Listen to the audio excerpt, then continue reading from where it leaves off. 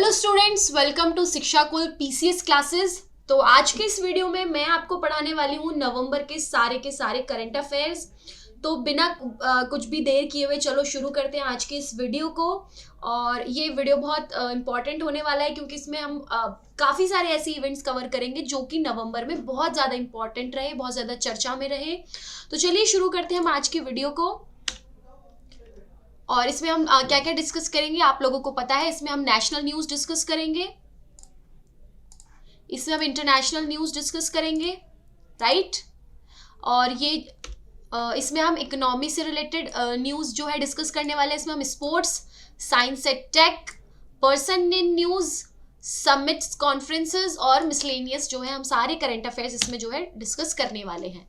तो चलिए शुरू करते हैं। और ये होगा नवंबर 2023 का करंट अफेयर बेसिस वीडियो। तो पहला जो हमारा करंट अफेयर है वो है कि 16वें वित्त आयोग के लिए संदर्भ शर्तों को मंजूरी मिल चुकी है सरकार की तरफ से। तो इसके बारे में क्या इसमें करंट अफेयर्स बनेंगे वो एक बार हम लोग पढ़ लेते हैं, राइट। तो इसमें है कि प्रधानमंत्री नरेंद्र मोदी की अध्यक्षता में केंद्रीय मंत्रिमंडल ने 29 नवंबर 2023 को 16वें वित्त आयोग के लिए संदर्भ शर्तों को जो है मंजूरी दी। और ये मंजूरी दी 16वें वित्त आयोग के लिए संदर्भ शर्तों को उचित समय पर अधिसूचित जो है वो किया जाएगा, राइट। और आयोग जो है ये 1 अप्रैल 2026 से शुरू होने वाली 5 साल की अवधि के लिए अपनी रिपोर्ट 31 अक्टूबर 2025 तक उपलब्ध कराएगा। यानी कि 1 अप्रैल 2026 से जो 5 साल की अवधि शुरू होने वाली है उसके लिए 31 अक्टूबर 2025 तक इन लोगों को अपनी रिपोर्ट जो है वो जारी करनी होगी। अच्छा, एक्ट 281 के अकॉर्डिंग क्या है, इस संविधान के प्रारंभ से 2 वर्ष के भीतर और बाद में हर 5 साल की समाप्ति पर या उससे पहले जिसे राष्ट्रपति आवश्यक समझता है, राष्ट्रपति आदेश द्वारा वित्त आयोग का गठन करेगा। ठीक है, यहां तक आप लोग समझ गए।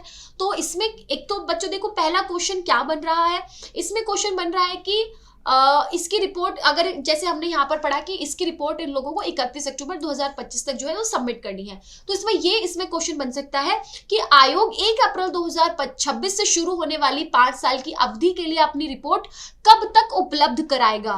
तो इसमें डेट्स आपको इस तरह से दी जा सकती है कि 31 अक्टूबर 2024, 31 अक्टूबर 2025 या 31 नवंबर या 31 सितंबर आप लोगों को दे देंगे, जिसमें से कि आपको ये वाली डेट जो है वो चूज करनी पड़ेगी, राइट। तो चलिए हम आगे बढ़ते हैं। इसमें आगे है कि फास्ट ट्रैक विशेष अदालत योजना का विस्तार हो चुका है। जी हाँ, 29 नवंबर 2023 को। और जो मैंने यहाँ पर डेट्स लिखी हुई हैं, इन डेट्स को आप लोग डेफिनेटली याद करें बिकॉज डेट्स भी जो है क्वेश्चन फॉर्म करती हैं। तो 29 नवंबर 2023 को प्रधानमंत्री नरेंद्र मोदी की अध्यक्षता में केंद्रीय मंत्रिमंडल ने 1 अप्रैल 2023 से 31 मार्च 2026 यानी कि 3 साल तक की अवधि के लिए फास्ट ट्रैक विशेष अदालतों की केंद्रीय प्रायोजित योजना यानी कि CSS को जारी रखने की मंजूरी दे दी है।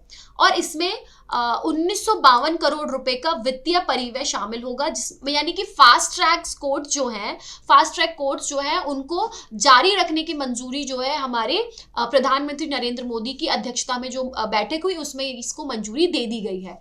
ठीक है, और इसमें जो है 1952 करोड़ रुपए का जो है फाइनेंशियल हेल्प है, जिसमें से कि 1207 करोड़ रुपए जो है वो केंद्र है और केंद्र के हिस्से का वित्त पोषण निर्भया फंड से किया जाना है। ठीक है, यानी कि जो निर्भया फंड में जितना भी पैसा आता है उसी में से 1207 करोड़ रुपए सेंट्रल गवर्नमेंट इसमें प्रोवाइड करने वाली है। फास्ट ट्रैक विशेष न्यायालयों के लिए केंद्र प्रायोजित योजना 2 अक्टूबर 2019 को शुरू की गई थी। अच्छा, पहले मैं आप लोगों को बता देती हूँ कि फास्ट ट्रैक होता क्या है। फास्ट ट्रैक कोर्ट बेसिकली उन मुद्दों के लिए बनाई जाती है या उन केसेस को फास्ट ट्रैक कोर्ट में लाया जाता है जिन पर फटाफट सुनवाई करनी हो या निर्णय जो है गवर्नमेंट को जल्दी लेना हो। क्योंकि जैसा कि हम लोगों ने हिस्ट्री में भी देखा है, ऐसे कई सारे केसेस हुए हैं कि जिनका रिजल्ट आने में या गवर्नमेंट को उनका रिजल्ट देने में, सुप्रीम कोर्ट को उनका रिजल्ट देने में बहुत साल लग जाते हैं। तो जो गिल्टी होता है उसको बहुत टाइम लगता है इन सारी चीज़ों में, राइट। तो मतलब कि उसको जो भी सजा मिल रही है उसमें उसको तो टाइम लगता ही है, लेकिन जो पीड़ित होता है, जो पूरी पीड़ित की फैमिली होती है, उसको भी बहुत टाइम तक जस्टिस का वेट करते रहना पड़ता है। तो इसलिए फास्ट ट्रैक कोर्ट्स को जो है जारी रखा जाएगा। ये न्यायालय देश के दूर दराज क्षेत्रों सहित पूरे देश में यौन अपराधों की असहाय पीड़ितों को समयबद्ध न्याय प्रदान करने के लिए राज्य और केंद्र शासित प्रदेशों की सरकारों के प्रयास का समर्थन जो है वो करते हैं। अच्छा, फास्ट ट्रैक विशेष न्यायालयों के अंतिम फैसले देने की दर नियमित अदालतों की तुलना में बेहतर होती है और ये न्यायालय अदालती प्रक्रिया तेज गति से पूरा करते हैं। तो यहाँ पर ये लिखा हुआ है कि जो हमारे फास्ट ट्रैक जो कोर्ट्स होती हैं, ये अंतिम फैसला देने में बाकी कोर्ट्स की तुलना में बेहतर होती है, क्योंकि बहुत फास्टली जो है हर चीज़ पे अपना जजमेंट देते हैं, जिससे कि जो पीड़ित की फैमिली होती है या जो पीड़ित होता है उनको भी इससे ये बेनिफिट मिलता है कि उनको रोज रोज कोर्ट के चक्कर नहीं काटने पड़ते हैं। ऐसा नहीं होता कि कोर्ट में जो है वो केस लगातार सालों से केवल चलता आ रहा है, राइट। तो ये जो है बेनिफिट लोगों को इससे मिलता है। असहाय पीड़ितों को त्वरित न्याय प्रदान करने के अलावा फास्ट ट्रैक अदालतों की यह व्यवस्था यौन अपराधियों के खिलाफ निवारक ढांचे यानी कि डिटरेंस फ्रेमवर्क को मजबूत करती है। यानी कि जो भी रेप केसेस में जो अपराधी होते हैं उनके खिलाफ एक फ्रेमवर्क तैयार करना, उसको जो है फास्ट ट्रैक कोर्ट्स जो है मजबूत करती है। और उसमें क्या है कि जो फैसला होता है वो बहुत टाइमली आता है, जिससे कि सारी चीजें काफी प्रोसेस में होती हुई दिखाई देती है। नेक्स्ट इज बोईता बंदना समारोह। ये बोईता बंदना समारोह क्या है और कब हुआ ये आयोजित और कहां पर हुआ आयोजित, ये आप लोग एक बार जरूर देखें। अच्छा, राष्ट्रपति द्रौपदी मुर्मू ने 27 नवंबर 2023 पारादीप यानी कि जो उड़ीसा में है बंदरगाह प्राधिकरण द्वारा आयोजित बोईता बंदना समारोह में भाग लिया। तो इसमें सबसे पहला क्वेश्चन बनता है कि बोईता बंदना समारोह कहां पर आयोजित हुआ। तो ये पारादीप जो कि उड़ीसा में है वहां पर आयोजित किया गया और ये राष्ट्रपति द्रौपदी मुर्मू ने इसमें भाग लिया। ठीक है, और कब ये आयोजित किया गया? ये आयोजित किया गया 27 नवंबर 2023 को। राज्य की समुद्री विरासत की गौरवशाली यात्रा का जश्न मनाने के लिए समारोह पूरे उड़ीसा में प्रतिवर्ष आयोजित किया जाता है। यानी कि ये वाला जो ये जश्न जो मनाया जाता है, ये जो एक फंक्शन इनॉग्रेट होता है, ये हर साल उड़ीसा में हर साल जो है इनॉग्रेट होता है। और इस बार यहाँ पर राष्ट्रपति द्रौपदी मुर्मू ने भी जो है इसमें भाग लिया। वैसे मैं आप लोगों को बता दूं कि हमारी जो राष्ट्रपति हैं द्रौपदी मुर्मू, वो भी उड़ीसा से बिलोंग करती हैं, तो ये उनका एक पर्सनल इंटरेस्ट भी रहा होगा इसको ज्वाइन करने का। राष्ट्रपति मुर्मू पारादीप बंदरगाह के निर्माण के बाद उसका दौरा करने वाली पहली राष्ट्रपति है, यानी कि इससे पहले किसी भी राष्ट्रपति ने इसका दौरा नहीं किया है। राष्ट्रपति ने पोर्ट टाउनशिप के लिए नए जलाशय और जल उपचार संयंत्र और अगली पीढ़ी के जहाज यातायात प्रबंधन और सूचना प्रणाली की आधारशिला भी रखी है। यह वार्षिक उत्सव कार्तिक पूर्णिमा पर आयोजित होता है, यानी कि जो कार्तिक की पूर्णिमा होती है उस पे इस फंक्शन को रखा जाता है, जो कि कार्तिक के पवित्र महीने में पूर्णिमा के दिन मनाया जाता है। और हर साल ये जो है अक्टूबर ना या नवंबर में, जैसे कि क्योंकि जो हमारा कार्तिक मास होता है वो अक्टूबर या नवंबर में ही पड़ता है, तो उस हिसाब से ये उत्सव भी कार्तिक पूर्णिमा पे पड़ता है, तो डेफिनेटली भी अक्टूबर या नवंबर में ही पड़ता है। बोईता बंदना उड़ीसा की प्राचीन समुद्री गतिविधियों और दक्षिण पूर्व एशियाई देशों के साथ व्यापार संबंधों के लेके एक सांस्कृतिक रेखांकन है। यानी कि ये जो पूरा ट्रेड है, ये जो एक फंक्शन है, ये जो काइंड ऑफ फेस्टिवल है, ये जो उड़ीसा में जो समुद्री गतिविधियां है ना, उनको लेके हमारे जो व्यापार संबंध है वहाँ के लोगों से, केवल उनकी सांस्कृतिक तौर पर दिखाया जाता है। नेक्स्ट इज आयुष्मान आरोग्य मंदिर। इस पे बच्चों मैंने वीडियो भी सेपरेटली हमारे यूट्यूब पे है, मैंने आप लोगों को इसमें यूट्यूब में वीडियो के थ्रू ये पूरा डिस्क्राइब किया हुआ है, लेकिन क्योंकि काफ़ी इंपॉर्टेंट है गवर्नमेंट के लिए भी और हमारे लिए भी, तो एक बार इसको हम पढ़ लेते हैं कि कैसे ये इसमें से क्वेश्चन बन सकते हैं, राइट। तो केंद्र सरकार ने मौजूदा आयुष्मान भारत स्वास्थ्य एवं कल्याण केंद्रों का नाम बदलकर आयुष्मान आरोग्य मंदिर किया है। तो इसमें एक सवाल बन सकता है कि इसमें ना देखो बच्चों, दो तरीके से सवाल बन सकते हैं। इसमें सवाल बन सकता है कि आयुष्मान भारत स्वास्थ्य एवं कल्याण केंद्रों का नाम बदलकर क्या रखा गया, तो जिसमें कि आपको आयुष्मान आरोग्य मंदिर को सेलेक्ट करना होगा। या इसमें सवाल ये बन सकता है कि आयुष्मान आरोग्य मंदिर क्या है, यानी कि क्या है, तो उसमें अगर ऑप्शन में ये दे सकते हैं कि आयुष्मान आरोग्य मंदिर भारत स्वास्थ्य एवं कल्याण केंद्र है, क्योंकि वो जो केंद्र थे उन्हीं का केवल नाम बदल कर रख दिया है आयुष्मान आरोग्य मंदिर। और इसकी टैगलाइन क्या रखी गई है, आरोग्यम परम धनम, यानी कि आरोग्य ही परम हमारा धन है। ठीक है, इसकी टैगलाइन भी बच्चों क्वेश्चन में आ सकती है, क्योंकि बहुत सारे ऐसे क्वेश्चंस बनते हैं और पहले प्रीवियस ईयर क्वेश्चंस में बने भी हैं, क्योंकि कई चीजों की टैगलाइन जो है वो पूछ ली जाती है। तो इसमें क्वेश्चन ऐसे भी फॉर्म हो सकता है कि इसकी टैगलाइन क्या है आयुष्मान आरोग्य मंदिर की, या फिर ये भी क्वेश्चन बन सकता है उसमें वो आयुष्मान आरोग्य मंदिर ना देकर ये पूछ ले कि आयुष्मान भारत स्वास्थ्य एवं कल्याण केंद्रों की टैगलाइन क्या है। यानी कि टैगलाइन तो ये अब हुई है आयुष्मान आरोग्य केंद्र की, लेकिन यहाँ पर ये नाम अब वाला ना देके पुराना वाला नाम दे दे और टैगलाइन वो आपसे अब की पूछ ले, राइट। जैसे कि मैंने यहाँ पर लिखा हुआ है आयुष्मान आरोग्य मंदिर और इसकी यहाँ पर टैगलाइन भी लिखी हुई है आरोग्यम परम धनम। ठीक है, इस रीब्रांडिंग पहल का उद्देश्य आयुष्मान भारत के दृष्टिकोण को आगे बढ़ाना और स्वास्थ्य सेवा वितरण में परिवर्तन कराना है। जैसे कि आप लोगों ने पढ़ा होगा आयुष्मान के अंदर काफी सारी ऐसी योजनाएं आती हैं जो हेल्थ रिलेटेड हैं, और गवर्नमेंट ने इसके लिए कई सारे ऐसे सेंटर्स जो है वो खोले हुए थे, राइट। तो उसी की बस एक तरह से रीब्रांडिंग हुई है, नाम चेंज हुआ है, काम वही होने वाला है जो अब तक हो रहा था। केंद्रीय स्वास्थ्य मंत्रालय ने सभी राज्यों और केंद्र शासित प्रदेशों को 2023 के अंत तक रीब्रांडिंग प्रक्रिया को पूरा करने का निर्देश दिया था। बीते 5 वर्ष में देश भर में लगभग 1.5 लाख से अधिक आयुष्मान भारत हेल्थ वेलनेस केंद्रों की स्थापना की गई, और केंद्र सरकार की योजना के तहत इन केंद्रों पर पर्याप्त दवाएं, स्वास्थ्यकर्मी, बुनियादी स्वास्थ्य संरचना और जांच की व्यवस्था हुई है। ये ऐसा मतलब हमारी जो केंद्र सरकार की रिपोर्ट्स जो है वो बताती हैं कि यहाँ पर एक अमाउंट में मेडिसिन अवेलेबल है, यहाँ पर स्वास्थ्य कर्मी अवेलेबल है, यहाँ पर एक स्वास्थ्य संरचना यानी कि पूरा पैटर्न अवेलेबल है कि कैसे लोगों को हेल्दी रखा जाए और कैसे उनका ट्रीटमेंट किया जाए, और जांच की व्यवस्था भी यहाँ पर बनाई गई है, राइट। केंद्र सरकार द्वारा वर्ष 2018 में शुरू की गई इस योजना के तहत कम आय वाले लोगों को मुफ्त स्वास्थ्य देखभाल और स्वास्थ्य बीमा कवरेज प्रदान करती है।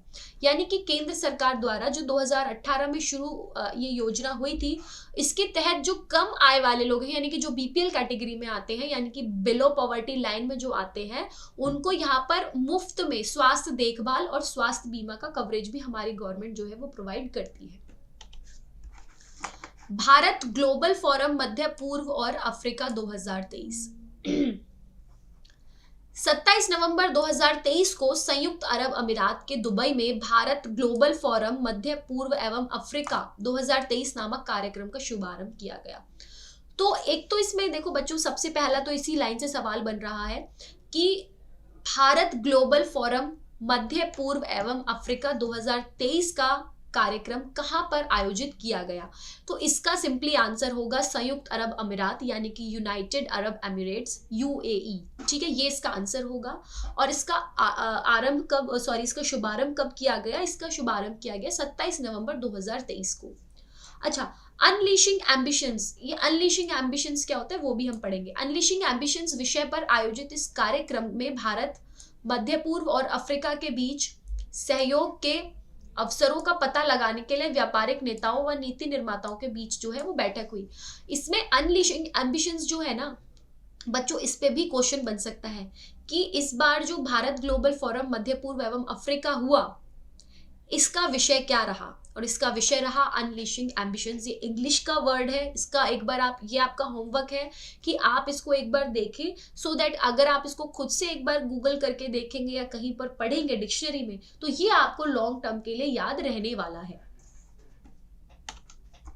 वित्त मंत्री जो है हमारी निर्मला सीतारमण ने वर्चुअल माध्यम से इस कार्यक्रम को संबोधित करते हुए COP28 से पहले जलवायु वित्त पोषण और प्रौद्योगिकी हस्तांतरण पर ठोस कार्रवाई की मांग की थी।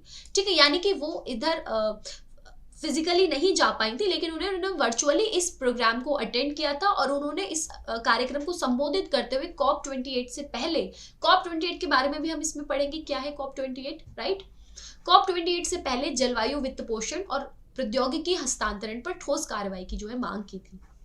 वित्त मंत्री ने जलवायु, वित्त और प्रौद्योगिकी हस्तांतरण में प्रगति की कमी पर चिंता व्यक्त करते हुए कहा कि इस दिशा में कोई ठोस कदम नहीं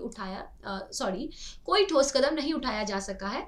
और इस कार्यक्रम में यूएई के कृत्रिम बुद्धिमत्ता यानी कि आर्टिफिशियल इंटेलिजेंस मंत्री उमर अल ओल्मा ने विश्व भर की अर्थव्यवस्थाओं और समाजों पर एआई के परिवर्तनकारी प्रभाव को रेखांकित किया। यानी कि जो वहां के मंत्री हैं उमर अल ओल्मा, उन्होंने पूरे विश्व भर में जो भी अर्थव्यवस्थाएं हैं यानी कि जो हमारी इकोनॉमिकल कंडीशंस हैं हर देश की, और समाज में जो एआई से जो जितना भी फॉर्मेशन आ रहा है, जितना भी चेंजेस आ रहा है, उस पर उन लोगों ने उसका क्या इफेक्ट है उसको उन लोगों ने वहां पर मेनली फोकस किया अपने उस इवेंट में। नेक्स्ट इज क्रिस्टोफर लक्सन, जो है न्यूजीलैंड के नए प्रधानमंत्री। तो यहाँ पर एक डायरेक्ट क्वेश्चन ये बन सकता है कि अगर आता है इससे क्वेश्चन तो कि न्यूजीलैंड के नए प्रधानमंत्री कौन चुने गए हैं, जिसमें आपका आंसर होगा क्रिस्टोफर लक्सन, राइट। तो 27 नवंबर 2023 को क्रिस्टोफर लक्सन ने न्यूजीलैंड के नए प्रधानमंत्री के रूप में शपथ ली है। गवर्नर जनरल सिंडी किरो ने शपथ ग्रहण समारोह की अध्यक्षता की है। वैसे ही बहुत ज्यादा इंपॉर्टेंट क्वेश्चन नहीं है, अगर इससे क्वेश्चन बनता है तो एक डायरेक्ट क्वेश्चन बन सकता है कि who has been appointed as the new prime minister of New Zealand, उसका आंसर होगा क्रिस्टोफर लक्सन। और बट मैंने इसके यहाँ पर आपको थोड़ी सी इंफॉर्मेशन और दी हुई है जो कि आप एक बार पढ़ लें, क्योंकि होता है कि आपके अगर नॉलेज में है तो आप अच्छे से याद रखते हो उसको। पिछले महीने जो चुनाव हुए उनके बाद हाल ही में श्री लक्सन की पार्टी ने 2 छोटी पार्टियों के साथ एक गठबंधन बनाया था।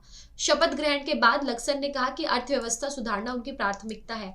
यानी कि अच्छा, इससे भी बच्चों एक क्वेश्चन बन सकता है कि according to Luxon who is the prime minister of New Zealand, what is the main point to be work in the country. तो उनकी जो क्या है, उनका जो मेन पॉइंट है वहां पर वर्क करने का वो हो गया अर्थव्यवस्था सुधारना, यानी कि वो अर्थव्यवस्था पर मेनली फोकस करना चाहते हैं। जैसे कि हम इंडिया में देखते हैं हर बार सरकारें जो आती हैं उनका कोई ना कोई एक मुद्दा होता है। कई बार वो कास्टिज्म पर इलेक्शन लड़ते हैं, कई बार गरीबी पर, और कई बार वो अलग अलग चीज़ों पर जो है इलेक्शन लड़ते हैं। तो यहाँ पर जो वो जो प्रधानमंत्री बनकर उभरे तो उन्होंने लोगों के सामने क्या बात रखी कि उनका जो मेन मोटिव होगा वो अर्थव्यवस्था सुधारना होगा। अगला है बुनियादी पशुपालन सांख्यिकी 2023 यानी कि बेसिक एनिमल हस्बेंड्री स्टैटिस्टिक्स 2023, इसकी रिपोर्ट जारी हुई है। इस रिपोर्ट में क्या आया है वो हम इसमें पढ़ने वाले हैं, क्योंकि उसी से जो है क्वेश्चन बनते हैं, ठीक है। तो केंद्रीय मत्स्य पालन मैंने आपको बताया था, यानी कि इसे फिश फार्मिंग या फिशरीज भी बोलते हैं। पशुपालन एवं डेयरी मंत्री जो है परषोत्तम रुपाला, उन्होंने 26 नवंबर को गुवाहाटी में बेसिक एनिमल हस्बेंड्री की एक रिपोर्ट जारी की, और उस रिपोर्ट के मुख्य बिंदु क्या थे वो हम एक बार यहाँ पर पढ़ लेते हैं। तो सबसे पहले मुख्य बिंदु में हम लोग दुग्ध उत्पादन के बारे में पढ़ेंगे, ठीक है, यानी कि मिल्क प्रोडक्शन के बारे में हम पढ़ेंगे। तो वर्ष 2022 और 2023 के दौरान देश में कुल जो मिल्क प्रोडक्शन हुआ वो लगभग 230 मिलियन टन हुआ, ठीक है। ये अनुमानित जो है उत्पादन हुआ है, जिसमें कि पिछले 5 वर्षों में 22% की वृद्धि दर्ज की गई है। यानी कि जो पहले 5 वर्षों में अभी तक हमारे कंट्री में जो मिल्क का प्रोडक्शन हो रहा था उसके अकॉर्डिंग हम लोगों ने 22% जो है यहाँ पर वृद्धि दर्ज की है। और उसमें जो अब बढ़कर जो डेटा आया है उसमें हम लगभग 230 मिलियन टन मिल्क प्रोडक्शन अपने देश में कर पा रहे हैं। और वर्ष 2022-23 के दौरान सबसे अधिक दुग्ध उत्पादक राज्य उत्तर प्रदेश था। तो क्योंकि आप लोग यूपी पीसीएस के लिए पढ़ रहे हैं तो ये आप लोग जरूर ध्यान में रखें, क्योंकि देखो जब भी कोई स्टेट लेवल का एग्जाम होता है ना, और उस स्टेट से रिलेटेड बहुत सारे बच्चों क्वेश्चंस बनते हैं, राइट। तो इसमें ऐसे भी क्वेश्चन आ सकता है कि which state has been ranked in number 1 in milk production, ठीक है। तो इसमें आपको आंसर करना पड़ेगा उत्तर प्रदेश, जिसकी कुल दुग्ध उत्पादन में हिस्सेदारी 15% है, लगभग 15%। यानी कि ये जो हमारा मिल्क प्रोडक्शन है 230 मिलियन टन, इसमें से 15% तो उत्तर प्रदेश ने ही बच्चों जो है प्रोड्यूस किया है। तो उत्तर प्रदेश जो है इसमें नंबर 1 रहा। अंडा उत्पादन देश में कुल, अच्छा अंडा उत्पादन के बारे में भी हम पढ़ते हैं। तो अंडा उत्पादन जो है देश में कुल अंडा उत्पादन 38 बिलियन होने का अनुमान है, यानी कि 138 बिलियन इन नंबर्स। ये हमारा एक अनुमान है कि इतने अंडा उत्पादन जो है हमने देश में किए लास्ट ईयर। ठीक है, देश के कुल अंडा उत्पादन में प्रमुख योगदान आंध्र प्रदेश का रहा। यानी कि जैसे अभी हमने पढ़ा कि मिल्क प्रोडक्शन में यूपी आगे रहा, वैसे ही अंडा उत्पादन में आंध्र प्रदेश जो है आगे रहा। और टोटल जो इसमें प्रोडक्शन हुआ है 138 बिलियन का, इसमें से 20% हिस्सेदारी जो है वो आंध्र प्रदेश की रही। तो इससे भी क्वेश्चन बन सकता है। ठीक है बच्चों, जो भी स्टेट जिस भी चीज में आगे है, रैंक में है, और बिकॉज आप यूपी के लिए प्रिपेयर करें तो यूपी का पढ़े, लेकिन बाकी सारी चीजें भी आप लोग डेफिनेटली पढ़े। तो इसमें 20% जो है हिस्सेदारी आंध्र प्रदेश की रही है। मांस उत्पादन के बारे में हम एक बार पढ़ लेते हैं। वर्ष 2022-23 के दौरान देश में कुल मांस उत्पादन हुआ है 9.77 मिलियन टन। ठीक है, जिसमें पिछले 5 वर्षों में 20% की वृद्धि जो है वो दर्ज की गई है। यानी कि जो मांस उत्पादन है, लेकिन मैं एक बार बच्चों यहाँ पर आपको एक क्वेश्चन कर रही हूँ, अगर आप ये वीडियो देख रहे हैं तो what are your comments on being vegan और being not to eat animals. ठीक है, हम लोग वापस अपने टॉपिक पर चलते हैं कि वर्ष 2022-23 के दौरान देश में कुल मांस उत्पादन जो है वो 9.77 मिलियन टन हुआ है, जिसमें पिछले 5 वर्षों में 20% की जो है इंक्रीजमेंट हुई है। ठीक है, कुल मांस उत्पादन में सर्वाधिक प्रमुख योगदान किसका रहा है? उत्तर प्रदेश का ही रहा है बच्चों। उत्तर प्रदेश का इसमें 12% की हिस्सेदारी रही है, इसमें भी उत्तर प्रदेश आगे है। तो ये भी आप लोग डेफिनेटली देख कर जाएं। ठीक है, ऊन उत्पादन की अगर हम बात करें, जो कि हमें भेड़ों से मिलता है, तो वर्ष 2022-23 के दौरान देश में कुल ऊन उत्पादन कितना हुआ है? 33 मिलियन किलोग्राम। ठीक है, कितना किलो? 33 मिलियन किलोग्राम इसमें जो है हमारा ऊन का उत्पादन हुआ है लास्ट ईयर। कुल ऊन उत्पादन में 47% हिस्सेदारी के साथ राजस्थान का प्रमुख योगदान है। तो अगर हम इसमें स्टेट की बात करें तो इसमें राजस्थान जो है वो सबसे आगे रहा। और वार्षिक वृद्धि दर के संदर्भ में अगर हम देखें तो सबसे अधिक जो वार्षिक वृद्धि दर हुआ है वो अरुणाचल प्रदेश में हुआ है। ठीक है, अरुणाचल प्रदेश में जो इसका एनुअल रिपोर्ट में अगर हम देखें तो 35% जो है इंक्रीज हुआ है अरुणाचल में। तो अरुणाचल आप एक बार जरूर देख कर जाए। नई दिल्ली में अफगानिस्तान दूतावास के स्थायी रूप से बंद करने की घोषणा की थी नवंबर में। तो ऐसा क्यों हुआ था वो भी हम एक बार जानेंगे, और इसमें क्या क्वेश्चन बन सकता है वो भी हम एक बार देखते हैं।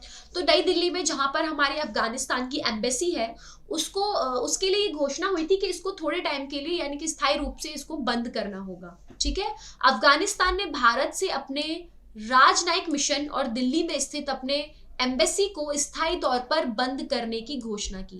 अफगान दूतावास ने ऐसा बोला कि भारत सरकार की ओर से लगातार मिल रही चुनौतियों के कारण 23 नवंबर से दूतावास को बंद करने का निर्णय ले लिया गया है। यानी कि भारत सरकार की ओर से अफगान को या अफगान एम्बेसी को जो भी चुनौतियां मिल रही थी, उनको देखते हुए अफगान ने ये निर्णय लिया कि हम लोग अपनी जो एम्बेसी है भारत में, दिल्ली में, उसको हम अभी कथित तौर पर बंद कर देते हैं। ये निर्णय अफगानिस्तान दूतावास की तरफ से कब आया? 30 सितंबर 2023 को आया, और परिचालन बंद करने के बाद लिया गया। ठीक है, अफगान दूतावास ने भारत सरकार से कहा कि जब तक अफगानिस्तान में कोई वैध सरकार नहीं आती है तब तक हमारे झंडे को फहराने की अनुमति नहीं दी जाएगी। यानी कि वैध का मतलब हो जाएगा कि उनके अकॉर्डिंग कोई भी, जब एक प्रॉपर गवर्नमेंट फॉर्म नहीं हो जाती है, उनके अफगानिस्तान में कोई एक लीगल गवर्नमेंट नहीं आती, तब तक उनका झंडा भी कहीं नहीं फहरेगा और वो एम्बेसी को इंडिया में जो है वो बंद रखेंगे। ठीक है, दूतावास ने ये भी बोला, यानी कि एम्बेसी ने ये भी बोला कि राजनयिक संबंधों पर वियना कन्वेंशन 1961 के मानदंडों के आधार पर दूतावास को तब तक बंद रखा जाए जब तक अफगानिस्तान में कोई वैध सरकार नहीं बन जाती। ठीक है, ये कहां पर बोला? ये दूतावास ने बोला राजनयिक संबंधों को लेकर। भारत में अगस्त 2021 के बाद से अफगानियों की संख्या जो है वो काफी कम हो गई है, लगभग आधी हो गई है, और इस अवधि के दौरान बहुत ही सीमित नए वीजा जारी किए गए हैं। ठीक है, यानी कि भारत में जो भी अफगानी लोग रहते हैं या रहते थे, उनकी अब 2021 के बाद जो उनका रेशियो है वो ऑलमोस्ट हाफ हो चुका है, और इस ड्यूरेशन के बाद वहां पर से लोगों को वीजा मिलना भी काफी कम हो गया है। डॉक्टर सैयदना सैफुद्दीन को पाकिस्तान का सर्वोच्च नागरिक सम्मान मिला है। तो क्योंकि इनको वहां का सर्वोच्च नागरिक सम्मान मिला है, तो इससे बच्चों क्वेश्चन बन सकता है। इनके बारे में हम जानते हैं और इस इस सम्मान के बारे में भी हम लोग जानते हैं। ठीक है, मुंबई से संचालित इस्लाम के दाऊदी बोहरा पंथ के प्रमुख डॉक्टर सैयदाना मुफद्दल सैफुद्दीन को पाकिस्तान के सर्वोच्च नागरिक सम्मान, जिसका नाम है निशाने पाकिस्तान, से सम्मानित किया गया है। ठीक है, तो बच्चों इसमें 3 क्वेश्चन मिल रहे हैं। पहला क्वेश्चन ये कि पाकिस्तान का सर्वोच्च नागरिक सम्मान कौन सा है, तो इसमें आपको इसका नाम याद रखना होगा, निशाने पाकिस्तान। ये निशाने पाकिस्तान आपको याद रखना होगा। और मुंबई से संचालित, अच्छा किसको मिला है ये भी आपको याद रखना पड़ेगा, ये दूसरा क्वेश्चन हो गया। डॉक्टर सैयदा मुफद्दल सैफुद्दीन को मिला है पाकिस्तान का सर्वोच्च नागरिक सम्मान। ठीक है, और डॉक्टर सैयदना पाकिस्तान का कोई सर्वोच्च नागरिक सम्मान प्राप्त करने वाले चौथे भारतीय होंगे। ये मैंने यहाँ पर सेकंड पॉइंट में लिखा है, जिससे कि थर्ड क्वेश्चन आपका बन रहा है कि कितने भारतीयों को अब तक पाकिस्तान का सर्वोच्च नागरिक सम्मान जो है वो मिल चुका है। तो ऐसे 4 लोग हैं, हो सकता है कि नाम दे दी जाए, आपको मैच करना हो, या आपको कुछ मतलब जो कुछ उसमें रॉन्ग ऑप्शंस होते हैं, कुछ राइट ऑप्शंस होते हैं, उसके बाद आपको राइट पे सेलेक्ट करना होता है। तो इस तरह से भी क्वेश्चन जो है वो फॉर्म हो सकता है। निशाने पाकिस्तान से सम्मानित होने वाले पहले भारतीय कौन थे, वो थे मोरारजी देसाई, और उन्हें कब दिया गया था, 1990 में ये सम्मान मिला था। इसके बाद 1998 में दिलीप कुमार को कला और संस्कृति के क्षेत्र में पाकिस्तान का सर्वोच्च पुरस्कार जो है मिला था। तो अगर आपको नहीं पता है तो मैं आप लोगों को बता देती हूँ कि दिलीप कुमार जो है, दिलीप कुमार का जो बर्थ है 23 में हुआ था, राइट, 1923 में हुआ था, और वो लाहौर में पैदा हुए थे। लेकिन जब हमारा 1947 में देश का विभाजन हुआ तब वो मुंबई आकर रहने लगे। तो एक तरह से पाकिस्तान भी उन्हें अपना ही मानता था, और इस कारण पाकिस्तान के भी काफ़ी अजीज थे दिलीप कुमार, और उनकी कला और संस्कृति को देखते हुए, और क्योंकि वो काफ़ी बेहद एक्टर रहे, पाकिस्तान ने जो है उनको ये निशाने इम्तियाज जो है, अपना सर्वोच्च पुरस्कार जो है उनको 1998 में दिया था। और वर्ष 2020 में कश्मीरी अलगाववादी नेता अली गिलानी को निशाने पाकिस्तान भी प्रदान किया गया। तो ये तीसरे हो गए। और फोर्थ किसको मिला है, फोर्थ मिला है डॉक्टर सैयदाना सैफुद्दीन को, वो भी 2023 में। ठीक है, तो इसमें बच्चों क्रोनोलॉजिकल ऑर्डर में भी पूछा जा सकता है कि किसको कब मिला, तो जिसमें ये आपको या फिर मैच द फॉलोइंग में कर दे कि ये निशाने पाकिस्तान में आपको मैच द फॉलोइंग करना पड़े, 4 ईयर्स लिखे होंगे और चारों नाम होंगे और किसको कब मिला है वो आपको मैच करना पड़ेगा। तो इस तरह से भी क्वेश्चन आ सकता है, राइट। निशाने पाकिस्तान या फिर grand cross of the year of Pakistan, ठीक है, ये इसका दूसरा नाम है। पाकिस्तान के राष्ट्रीय हित में सर्वोच्च सम्मान वाली सेवाओं के लिए प्रदान किया जाने वाला सर्वोच्च नागरिक सम्मान है, और ये सर्वोच्च सैन्य वीरता पुरस्कार निशाने हैदर के समतुल्य है। यानी कि इनका जो एक आर्मी या डिफेंस से रिलेटेड जो एक पुरस्कार है निशाने हैदर, ये उसी के बराबर है ये सर्वोच्च सम्मान भी।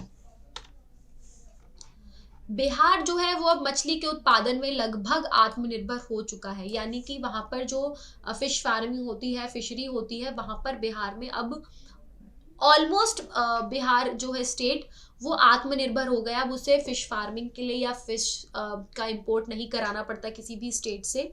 ठीक है, तो ये एक अच्छा क्वेश्चन हो सकता है इससे बन जाए। वैसे तो इतना इंपॉर्टेंट है नहीं, लेकिन आप लोगों को इसलिए पढ़ा रही हूँ सो दैट कि अगर आप एग्जाम के लिए प्रिपेयर करें तो कोई भी टॉपिक जो है वो आपसे ना छूटे, राइट। तो बिहार अब जो है वो मछली के उत्पादन में लगभग आत्मनिर्भर हो चुका है, और राज्य में प्रत्येक वर्ष 8 लाख मीट्रिक टन मछली की मांग के मुकाबले वर्तमान में 7.62 लाख मीट्रिक टन मछली का उत्पादन हो रहा है।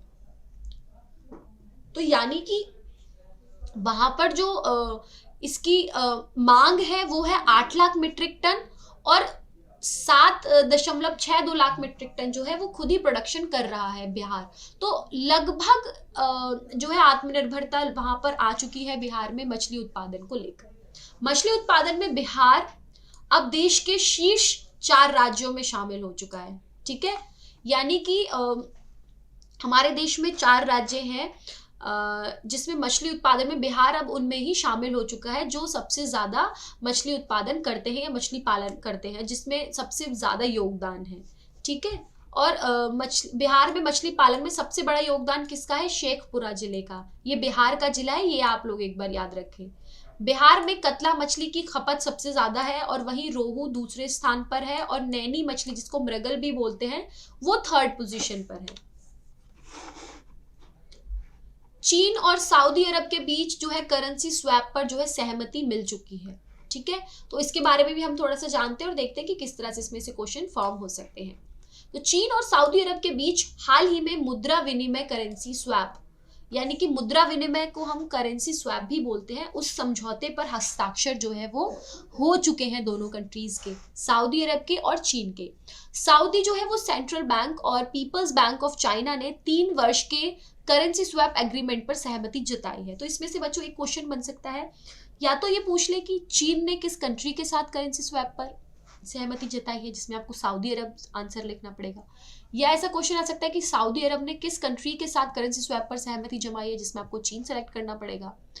अगला क्वेश्चन हो सकता है कि सऊदी सेंट्रल बैंक और पीपल्स बैंक ऑफ चाइना ने कितने वर्ष के लिए करेंसी स्वैप एग्रीमेंट पर सहमति जताई है। तो इसका आंसर होगा 3 वर्ष के एग्रीमेंट पर, राइट।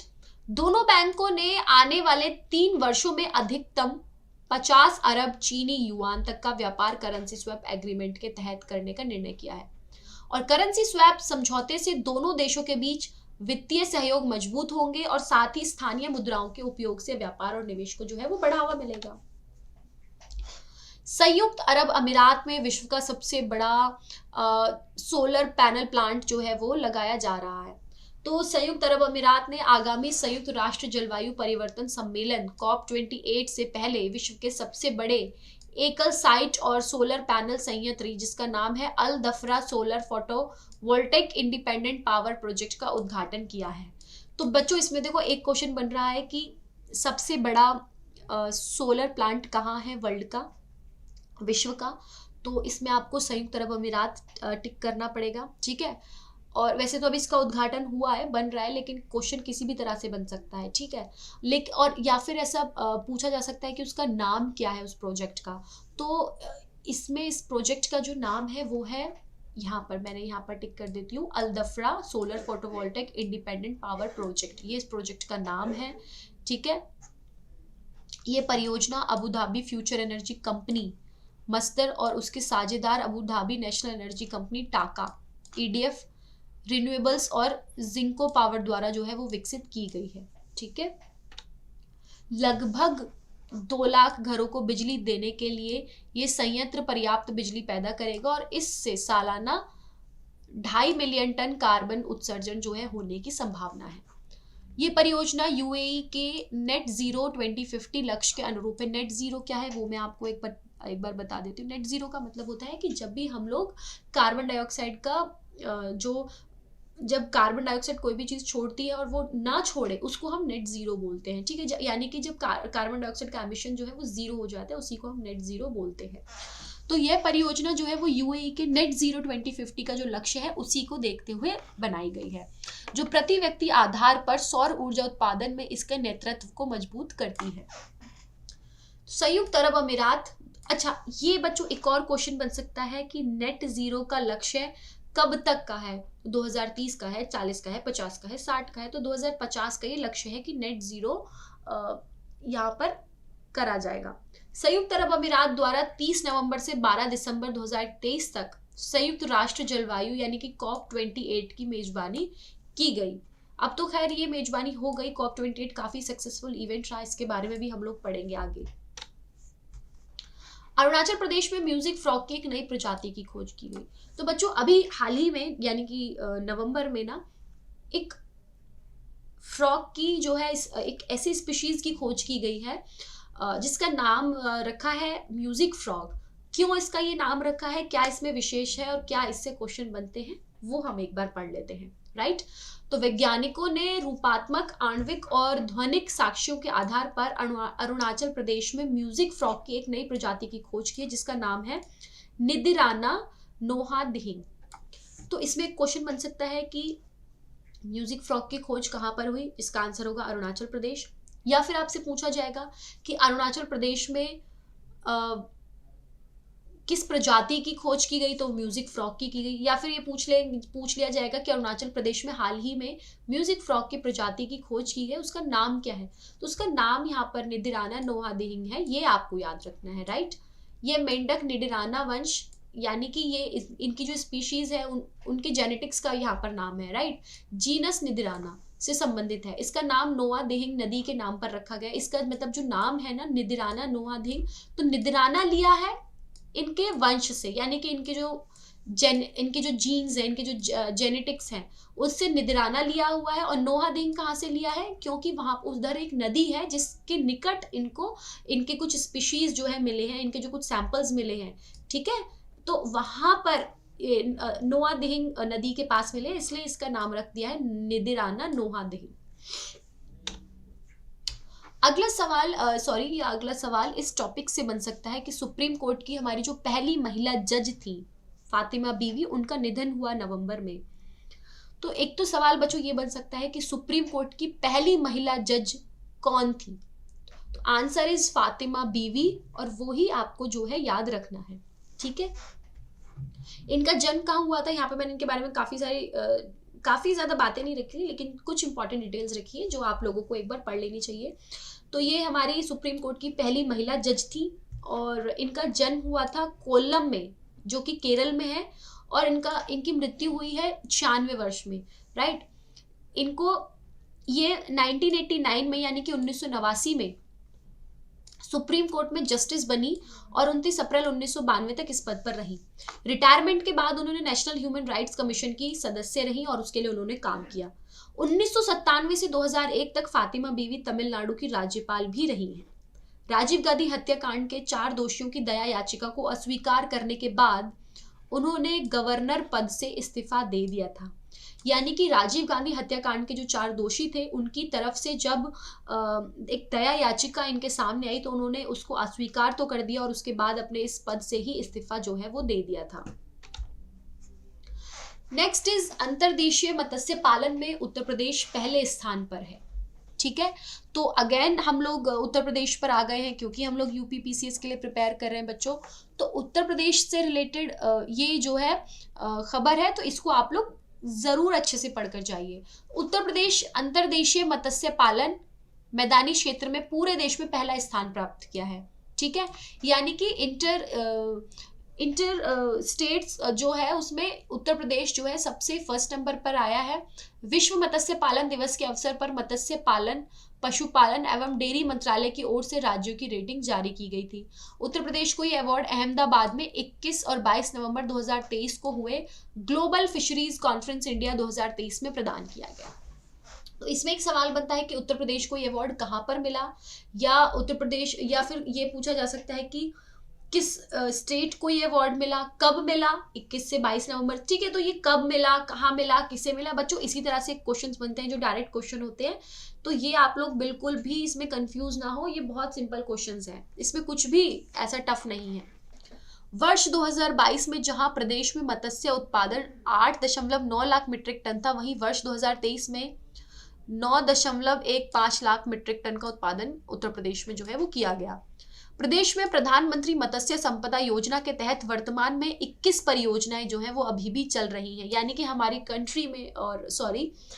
प्रदेश में, उत्तर प्रदेश में अभी भी प्रधानमंत्री के अंतर्गत मत्स्य संपदा को लेकर 21 परियोजनाएं जो हैं वो चल रही हैं। अगला है अनपरा ई तापीय परियोजना को जो है मंजूरी मिल गई है। क्या है ये परियोजना, इसके बारे में हम लोग एक बार जानते हैं, और ये उत्तर प्रदेश से रिलेटेड है बच्चों, तो डेफिनेटली आप लोग इसको नहीं जो है स्किप कर सकते, इसको आप जरूर देखें।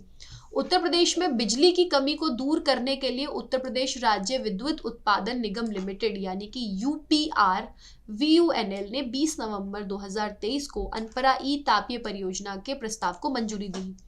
सबसे पहले तो अनपरा ई कहाँ की परियोजना है? उत्तर प्रदेश की परियोजना है। ये आप लोग डेफिनेटली याद रखें, क्वेश्चन बन रहा है इससे कि उत्तर प्रदेश की कौन सी योजना है, तो अनपरा ई, या फिर अनपरा ई कहाँ की योजना है, तो वो हो जाएगा उत्तर प्रदेश, ठीक है। राज्य सरकार ने सोनभद्र जिले के अनपरा में 1600 मेगावाट का बिजली संयंत्र स्थापित करने को मंजूरी दी, यानी कि एक इलेक्ट्रिसिटी प्लांट जो है वहां पर बनाने की जो है मंजूरी राज्य सरकार ने सोनभद्र जिले में दे दी है।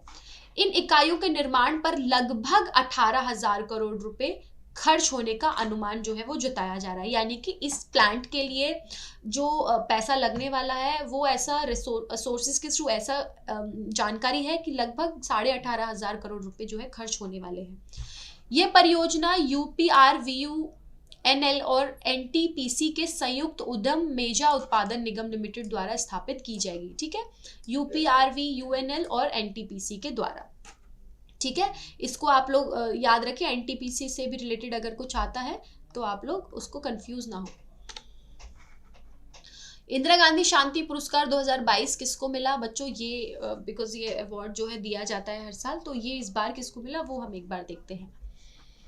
वर्ष 2022 के लिए इंदिरा गांधी शांति पुरस्कार 19 नवंबर 2023 को संयुक्त रूप से इंडियन मेडिकल एसोसिएशन और trend nurses association of India को प्रदान किया गया, ठीक है। तो बच्चों IMA and trained nurses association of India, ठीक है, trend nurses association of India को जो है ये प्राइज ये पुरस्कार जो है वो दिया गया है। और क्या है इस पुरस्कार का नाम? इंदिरा गांधी शांति पुरस्कार। तो बच्चों इसमें क्वेश्चन बन सकता है कि हु गॉट दिस अवार्ड, ठीक है,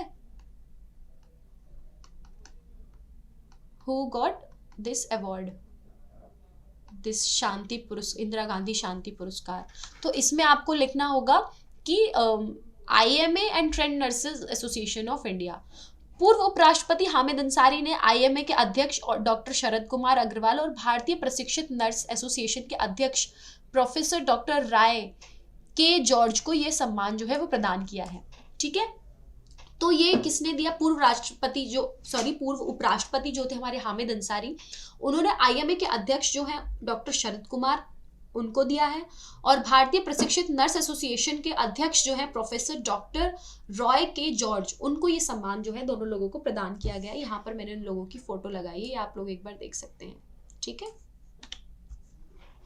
ये पुरस्कार भारत में कोविड-19 योद्धाओं के अथक प्रयासों के प्रति सम्मान का प्रतीक है, क्योंकि हम लोग जानते हैं जब कोविड-19 हुआ तो हमारे लिए जो सबसे ज्यादा हेल्पफुल रहे वो डॉक्टर्स थे। मतलब पूरी कंट्री ने क्या, पूरे वर्ल्ड ने ही एक होप छोड़ दी थी जीने की, लेकिन लोगों के मन में जो एक पॉजिटिविटी थी वो केवल डॉक्टर्स को लेके थी। तो उस चीज़ को देखते हुए ये अवार्ड जो है हमारी गवर्नमेंट ने या हमारे जो पूर्व उपराष्ट्रपति हामिद अंसारी ने जो दिया, वो किसको दिया? वो IMA के अध्यक्ष हैं और भारतीय प्रशिक्षित नर्स एसोसिएशन के अध्यक्ष, इन दोनों को जो ये अवार्ड जो है वो दिया गया है, ठीक है। इंदिरा गांधी शांति पुरस्कार की स्थापना 1986 में हुई थी और इंदिरा गांधी मेमोरियल ट्रस्ट के द्वारा की गई थी। ये ट्रस्ट चलता है, इस ट्रस्ट के बारे में आप लोग थोड़ा सा पढ़ लें कि कब ये ट्रस्ट स्टार्ट हुआ था। 1986 में हुआ था, ठीक है। ये पुरस्कार प्रतिवर्ष विश्व के किसी ऐसे व्यक्ति को प्रदान किया जाता है जिसने समाज सेवा, निरस्त्रीकरण या विकास के कार्य में महत्वपूर्ण योगदान दिया हो। इससे मैं आपको इसको ईजिली बता देती हूँ। ये जो अवार्ड है ना वो किसी भी ऐसे इंसान को दिया जाता है, ऐसे संस्था को या किसी भी ऐसे जने को दिया जाता है कि जिसने हमारे में सोशल सर्विस की हो, समाज सेवा की हो, या कोई ऐसा चैरिटी वर्क किया हो जो बहुत अच्छा रहा हो, या उसने हमारे कंट्री में कुछ ज़्यादा डेवलपमेंट से रिलेटेड जो है काम किया हो, उन्हीं को ये अवार्ड जो है वो दिया जाता है। अगला है क्रिकेट विश्व कप। बच्चों ये आप लोगों को अच्छे से पता होना चाहिए, पूरा इंडिया जो है इतना क्रेज था पूरे इंडिया में क्रिकेट वर्ल्ड कप को लेके, 2023 को लेके। हम लोग रनर अप रहे, जीत नहीं पाए, no worries but and all the very best to the team for the next world cup. लेकिन इससे अगर रिलेटेड कोई भी खबर आती है तो मुझे नहीं लगता कि किसी भी बच्चे को कुछ याद करने की जरूरत है, because everyone has the craze of cricket, ठीक है। बट इसमें हम थोड़ा सा, क्योंकि हम लोग अपने करंट अफेयर्स पढ़ रहे हैं, तो मैं एक बार आप लोगों को इसके बारे में कुछ पॉइंट्स बता देती हूँ जिससे क्वेश्चन जो है वो बन सकते हैं, ठीक है। ऑस्ट्रेलिया की क्रिकेट टीम ने 19 नवंबर 2023 को अहमदाबाद के नरेंद्र मोदी स्टेडियम में भारत को 6 विकेट से हराकर जो है ये खिताब अपने नाम किया था, ठीक है। ये सब लोग जानते हैं कि कहाँ पर हुआ था, नरेंद्र मोदी स्टेडियम में हुआ था, और भारत को 6 विकेट से ICC पुरुष क्रिकेट विश्व कप को जो 2023 का उसका खिताब जीता था, ठीक है। तो इसमें सवाल बन रहा है कि कब हुआ था, 19 नवंबर को हुआ था। दूसरा सवाल बन रहा है कि नरेंद्र मोदी स्टेडियम में हुआ था, यानी कि कहाँ पर हुआ था, तो नरेंद्र मोदी स्टेडियम में जो है ये इसका आयोजन हुआ था। ऑस्ट्रेलिया ने रिकॉर्ड जो है 6ठी बार विश्व कप का खिताब जीता, यानी कि ऑस्ट्रेलिया ने ये अवार्ड जो है ट्रॉफी जो है 6th बार जीती है, यानी कि और ऐसा अभी तक हिस्ट्री में नहीं हुआ है कि अगर ऑस्ट्रेलिया फाइनल में आई है वो ना जीती हो। ऑस्ट्रेलिया अगर फाइनल में आई हो तो डेफिनेटली जीती। ये एक छोटी सी हिस्ट्री जो है ऑस्ट्रेलिया ने अभी तक कैरी की हुई है अपने साथ, ठीक है। इससे पहले ऑस्ट्रेलियाई टीम ने वर्ष 1987, 1999, 2003, 2007 और 2015 में वर्ल्ड कप का खिताब जो है वो जीता था, ठीक है। ये आपका क्रोनोलॉजिकल ऑर्डर है कि ऑस्ट्रेलिया ने कब तक यहाँ पर कब ये खिताब जो है अपने नाम किया है। ऑस्ट्रेलिया की ओर से शतकीय पारी खेलने वाले ट्रेविस हेड को प्लेयर ऑफ द मैच घोषित किया गया, ठीक है। ये भी बच्चों क्वेश्चन बन सकता है कि who was the player of the match, ठीक है। ऑस्ट्रेलिया की ओर से कौन थे? Travis head. कौन थे? ट्रेविस हेड, ठीक है। और भारत के पूर्व कप्तान विराट कोहली को आईसीसी पुरुष क्रिकेट विश्व कप 2023 में प्लेयर ऑफ द टूर्नामेंट के खिताब से सम्मानित किया गया। कोहली ने टूर्नामेंट में 11 मैचों में 765 रन बनाए थे। वहीं भारत के मोहम्मद शमी 24 विकेट लेकर सर्वाधिक विकेट लेने वाले खिलाड़ी बने थे और इनको भी अर्जुन अवार्ड मिला था। इसके बारे में भी हम आगे पढ़ेंगे दिसंबर वाले वीडियो में बच्चों। दक्षिण अफ्रीका के क्विंटन डी कॉक ने टूर्नामेंट में सर्वाधिक 4 शतक बनाए। सबसे ज्यादा 4th सेंचुरी बनाई वो किसने बनाई? क्विंटन डी कॉक ने, ठीक है। ये एक दो ऐसे फैक्ट्स हैं, 1-2 लाइंस हैं जिसमें से क्वेश्चन अगर बन सकते हैं तो इसमें से ही बनेंगे, अदरवाइज इससे अलावा कुछ भी नहीं आने वाला है। मैंने आपको यहाँ पर बहुत सारे ऐसे हिंट्स दिए हैं कि किस किस तरह से क्वेश्चन फॉर्म हो सकते हैं। अब तक आप लोगों को आइडिया हो गया होगा कि कैसे कैसे क्वेश्चंस जो है वो बन रहे हैं। Next is miss universe 2023। उनका नाम है शॉनिस पालासियोस और ये कहाँ पे है, कहाँ से है और इनके बारे में हम थोड़ा सा जानते हैं, ठीक है। निकारागुआ की कहाँ से है ये? निकारागुआ। तो सबसे पहला सवाल बच्चों की मिस यूनिवर्स 2023 का नाम क्या है? तो उनका नाम है शॉनिस पालासियोस, ठीक है। और ये कहाँ से बिलोंग करती है?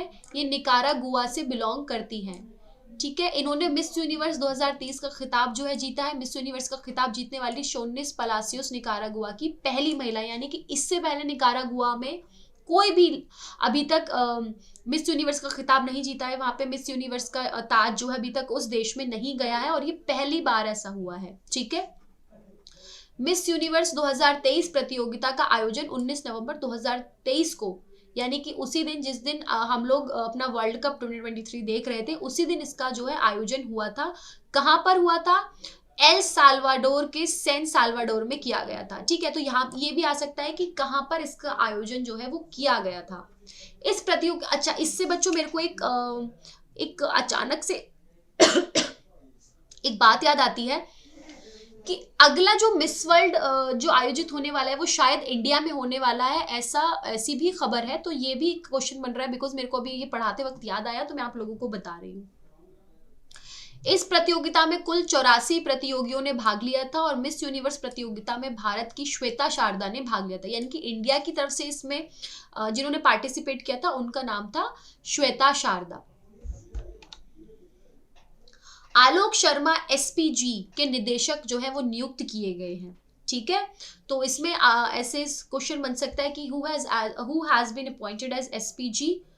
तो इसका आंसर आप लोगों को आलोक शर्मा टिक करना होगा। और इसमें जो है डेट क्या है? 17 नवंबर 2023, ठीक है।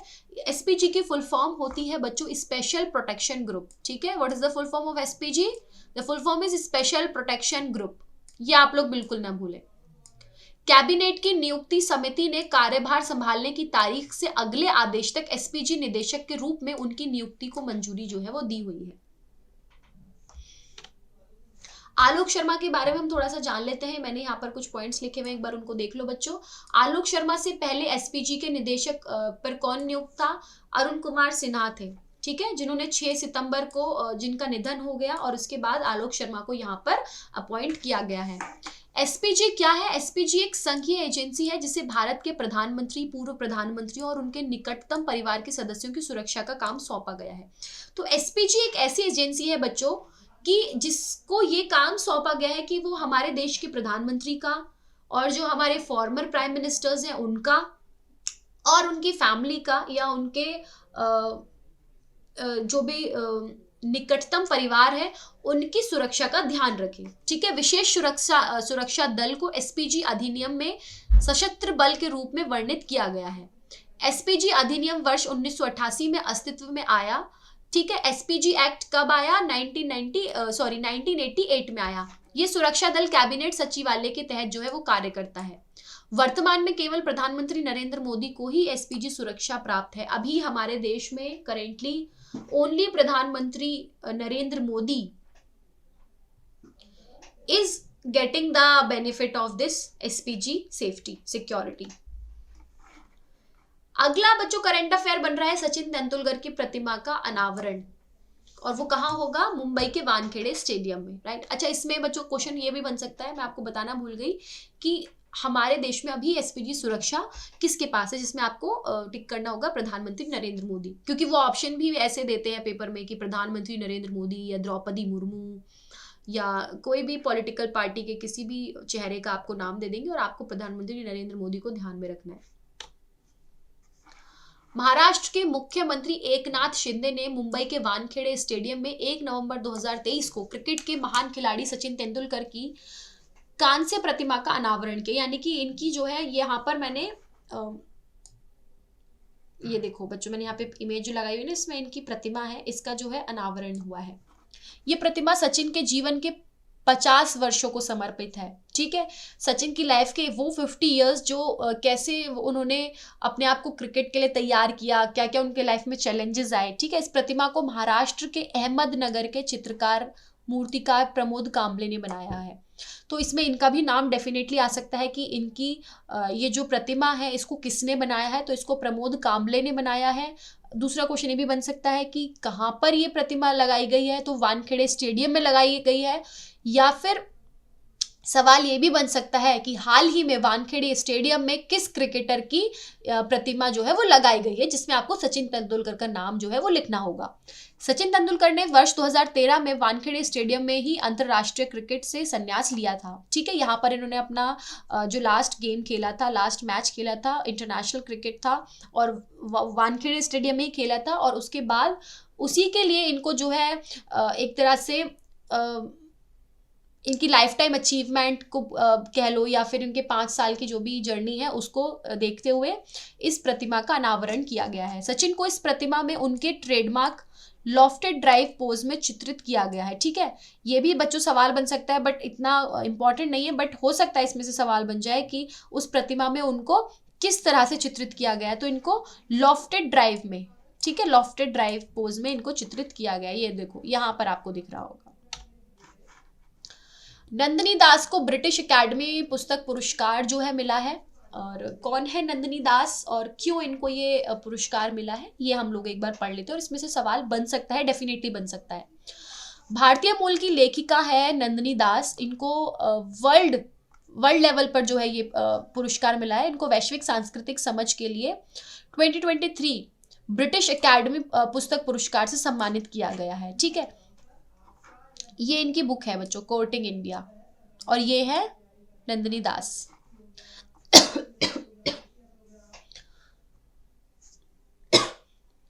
तो नंदिनी को ये जो अवार्ड है उनकी एक बुक के लिए मिला है जिसका नाम है courting India, England, Mughal India and the origins of empire. ठीक है, इसके लिए इनको मिला है। तो इसमें सवाल क्या बन रहा है कि ब्रिटिश एकेडमी पुस्तक पुरस्कार 2023 किसको मिला? नंदिनी दास को मिला। या फिर आपसे इसमें किताब का नाम भी पूछ सकते हैं कि नंदिनी दास को किस बुक के लिए मिला। तो इसमें आपको courting India semicolon England, Mughal India and the origins of empire को ये अवार्ड जो है दिया गया है। इस पुस्तक में क्या है? इस पुस्तक में मुगल दरबारों में इंग्लैंड के पहले राजनयिक मिशन के माध्यम से ब्रिटेन और भारत के संबंधों की घटनाओं का वर्णन किया गया है। नंदिनी ऑक्सफोर्ड विश्वविद्यालय में अंग्रेजी साहित्य की प्रोफेसर हैं। तो नंदिनी अभी कहाँ पर काम कर रही हैं? वो ऑक्सफोर्ड यूनिवर्सिटी में अंग्रेजी की जो है यानी कि इंग्लिश लिटरेचर की प्रोफेसर है। वैश्विक सांस्कृतिक समझ के लिए ब्रिटिश एकेडमी पुस्तक पुरस्कार, जिसे पहले नाइफ अल रोधन पुरस्कार के रूप में जाना जाता था, वर्ष 2013 में स्थापित किया गया था। ठीक है, यानी कि इस अवार्ड को 2013 में स्थापित किया गया, लेकिन इससे पहले किस नाम से जाना जाता था? अल रोधन नायफल रोधन पुरस्कार, ठीक है। ये पुरस्कार गैर काल्पनिक साहित्य के असाधारण कार्यों के लिए प्रदान जो है वो किया जाता है। किस लिए मिलता है? गैर काल्पनिक साहित्य के असाधारण कार्यों के लिए। अमेरिका ने जो है वो चिकनगुनिया की वैक्सीन को, विश्व की पहली चिकनगुनिया वैक्सीन को जो है मंजूरी दी है, ठीक है। इसमें सवाल बन सकता है, क्या सवाल बन सकता है वो हम एक बार देख लेते हैं। अमेरिका के खाद्य और औषधि प्रशासन FDA ने नवंबर 2023 को चिकनगुनिया के पहले टीके इक्चिस्क को मंजूरी दी। तो इसका नाम इक्चिस्क है, ये आप लोग ना भूलें, बिकॉज ये ही सवाल बन सकता है, ठीक है। ये आप नाम जो है अच्छे से याद रखें।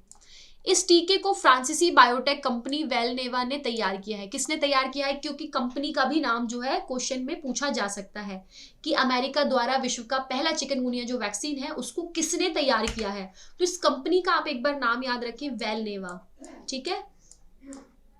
चिकनगुनिया वायरस इंसान के मुख्य रूप से संक्रमित मच्छर के काटने से ही फैलता है, ठीक है। चिकनगुनिया का जो वायरस है वो कैसे बनता है? वो मच्छर के काटने से ही बनता है। इस बीमारी में क्या होता है? यूजुअली बुखार होता है, जोड़ों का दर्द होता है, ये सारी बीमारियां होती हैं जो मैंने यहाँ पर इस पॉइंट में लिखे हुए हैं।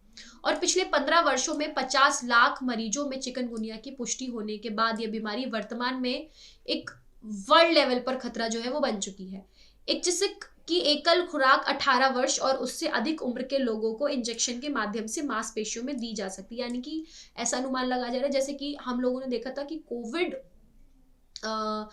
की जैसे हम लोगों को डोज मिली थी थ्रू इंजेक्शन और वो सभी लोगों में दी जा रही थी। और पहला जो कोविड का डोज दिया गया था वो केवल उन लोगों को दिया गया था जो 18 वर्ष से अधिक है, ठीक है। तो इसी तरह से इनकी जो पहली जो खुराक होगी वो 18 वर्ष या उससे बड़े लोगों को ही दी जाएगी इंजेक्शन के थ्रू। अच्छा, विश्व का सबसे लंबे समय तक शासन करने वाली महिला प्रमुख शेख हसीना है, ठीक है।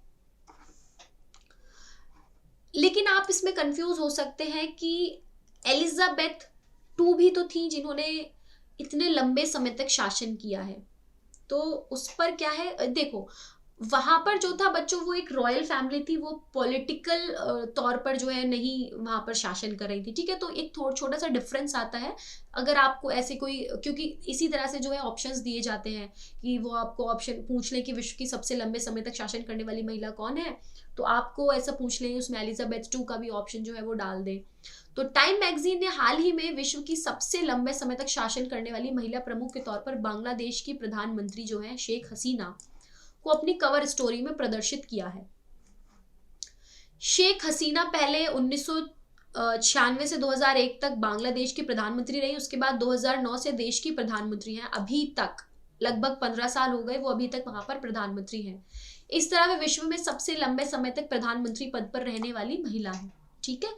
ये प्राइम मिनिस्टर की पोजीशन की बात करें। और एलिजाबेथ जो थी वहां पर एक रॉयल फैमिली से वो बिलोंग करती थी, वो वहां पर प्राइम मिनिस्टर के तौर पर नहीं थी, क्योंकि वहां पर जो शासन होता है उसकी प्रक्रिया दूसरी थी। वो जिस तरह से शासन करती थी, इन्होंने जो अपना टाइम गुजारा है वो एक प्रधानमंत्री के पद पर गुजारा है। इस संदर्भ में शेख हसीना मार्गरेट थेचर और इंदिरा गांधी जैसी प्रतिष्ठित महिला नेताओं से आगे हैं। यानी कि शेख हसीना से कि इस पोजीशन पर इससे पहले मार्गरेट थेचर थी, इंदिरा गांधी थी, और अब वो इनसे भी आगे आ चुकी हैं। हसीना की उपलब्धियों में से एक है कि पुनरुत्थानवादी इस्लामवादियों और बांग्लादेशी राजनीति में सैन्य हस्तक्षेप को कम करने में उनकी जो है वो सफलता है। हसीना ने पिछले 2 चुनाव यानी कि जो 84% और 82% वोट के साथ जीते हैं, जो बांग्लादेशी मतदाताओं के बीच उनकी लोकप्रियता का प्रमाण है। जैसे कि हम लोग देखते हैं कि लास्ट 2 बार से प्रधानमंत्री नरेंद्र मोदी भी कितने ज्यादा लोकप्रिय हो गए हैं इंडिया में, वैसे ही शेख हसीना भी लगातार 2 बार जो उनको जो वोट्स मिली हैं वो 84% और 82%, जो कि एक बहुत अच्छा नंबर है। अगर आप कहीं पे प्रधानमंत्री बनते हो, उनको इतने नंबर्स में जो है वोट मिले हैं, ठीक है। हसीना के शासन के तहत बांग्लादेश की GDP में उल्लेखनीय वृद्धि तो देखी ही गई है, जो वर्ष 2006 में कितनी थी, $71 बिलियन, और अब वर्ष 2022 में $460 बिलियन हो चुकी है, जिससे भारत के बाद दक्षिण एशिया की दूसरी सबसे बड़ी अर्थव्यवस्था बन चुकी है। और इंडिया जो है फर्स्ट नंबर पर है दक्षिण एशिया में, ठीक है। हीरालाल सामरिया मुख्य सूचना आयुक्त नियुक्त हुए हैं। ठीक है, मुख्य सूचना आयुक्त का मतलब है कि चीफ इंफॉर्मेशन कमिश्नर। तो एक बार आप इसकी फुल फॉर्म मैं यहाँ पर लिख देती हूँ बच्चों। इसकी फुल फॉर्म है चीफ इंफॉर्मेशन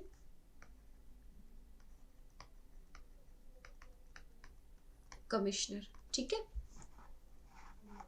तो 6 नवंबर 2023 को राष्ट्रपति द्रौपदी मुर्मू ने हीरालाल सामरिया को मुख्य सूचना आयुक्त पद की शपथ दिलाई। तो डायरेक्ट क्वेश्चन है कि who has been appointed as the chief information commissioner. तो इसमें आपको हीरालाल सामरिया जी का जो है नाम याद रखना है। मैंने यहाँ पर इनकी पिक्चर लगाई हुई है। वाई के सिन्हा का कार्यकाल जो है वो 3 अक्टूबर 2023 को समाप्त होने के बाद से इस पद पर जो है ये पद जो है खाली पड़ा हुआ था और उसके बाद ही इस को हीरालाल सामरिया ने जो है संभाला। आरटीआई मामलों के सर्वोच्च अपीलीय प्राधिकरण केंद्रीय सूचना आयोग में एक मुख्य सूचना आयुक्त और अधिकतम 10 सूचना आयुक्त हो सकते हैं। ठीक है, 30 अक्टूबर 2023 को सुप्रीम कोर्ट ने सीआईसी और राज्य सूचना आयोग क्या है, स्टेट इंफॉर्मेशन कमीशन, इनके खाली पदों को भरने के लिए जो है राज्य सरकारों को निर्देश जो है वो दिया था और उसके बाद हीरालाल सामरिया ने इस पोजीशन को संभाला। अगला है महिला एशियाई चैंपियंस ट्रॉफी हॉकी 2023। तो रांची के मरांग गोम के जयपाल सिंह मुंडा स्टेडियम में 5 नवंबर 2023 को भारतीय महिला हॉकी टीम ने जापान को 4-0 से हराकर महिला एशियाई चैंपियंस ट्रॉफी हॉकी 2023 जो है वो अपने नाम की है। तो ये जो ट्रॉफी है बच्चों ये इंडिया को मिली है। इससे क्वेश्चन बनना डेफिनेटली पॉसिबल है और प्रोबेबिलिटी भी है। क्वेश्चन किस तरह से बन सकता है वो आप इन पॉइंट्स को पढ़कर समझ जाएं। आंसर्स इन्हीं पॉइंट्स में है, बट क्वेश्चन कैसे फॉर्म हो सकता है वो तो पीसीएस के पेपर को देखकर ही पता चलेगा। सवाल हो सकता है कि महिला एशियाई चैंपियंस ट्रॉफी हॉकी 2023 किसको मिली। ठीक है, तो इसमें आपको इंडिया तो है, इंडिया में नाम याद रखना पड़ेगा। रांची के मरांग गोम के जयपाल सिंह मुंडा स्टेडियम में 5 नवंबर 2023 को भारतीय महिला हॉकी टीम ने जापान को हराकर महिला एशियाई चैंपियंस ट्रॉफी हॉकी जीती। या फिर कहां पर हुआ था ये स्टेडियम का आपको नाम याद रखना पड़ेगा, मरांग गोम के जयपाल सिंह मुंडा स्टेडियम। ठीक है, चीन की टीम ने दक्षिण कोरिया को 2-1 से हराकर तीसरा स्थान जो है वो प्राप्त किया। भारत की तरफ से संगीता कुमारी, नेहा लारेम सियामी और वंदना कटारिया ने एक गोल किए थे। और भारतीय टीम इससे पहले 2016 में सिंगापुर में एशियाई चैंपियंस ट्रॉफी जीती थी। इससे पहले यानी कि 2023 से पहले हमारी जो टीम है वो 2016 में जो सिंगापुर में हुआ था एशियाई चैंपियंस ट्रॉफी वहां पर जीती थी।